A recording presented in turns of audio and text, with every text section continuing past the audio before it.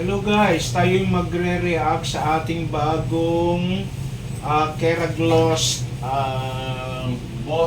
Brazilian Botox guys. Titignan natin kung maganda ang bago nating Brazilian Botox. Yan. Titignan natin kung makintab, glossy, at saka malambot. Ito yung bago nating product na gagamitin.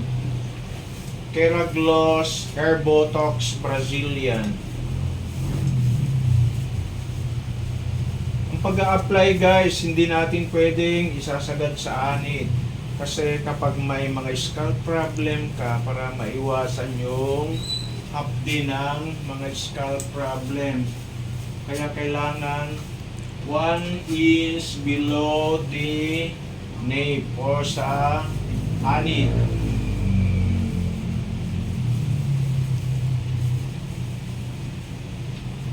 Then after this one guys, applying the Keragloss, ibababad natin to ng 20 minutes para ma-absorb ng buhok yung gamot. Yun ang tamang procedure.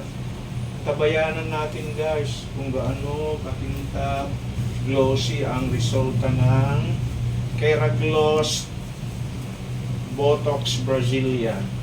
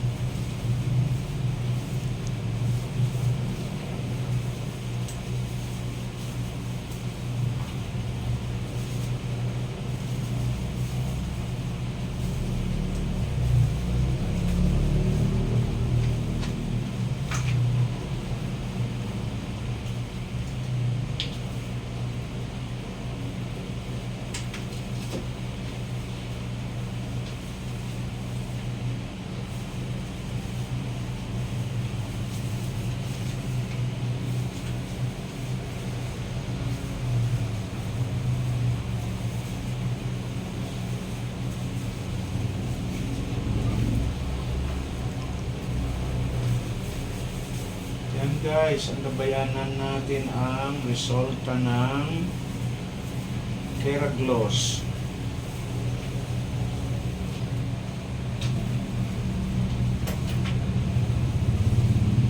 Kung ito'y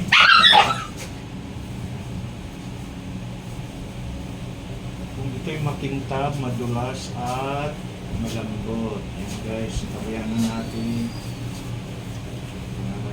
Bababad natin to ng 20 minutes para masip-sip nung buhok yung gamot.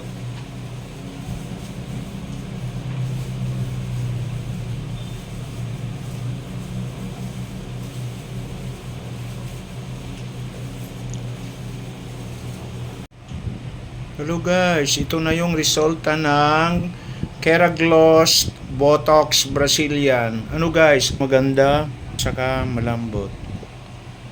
Thank you for watching.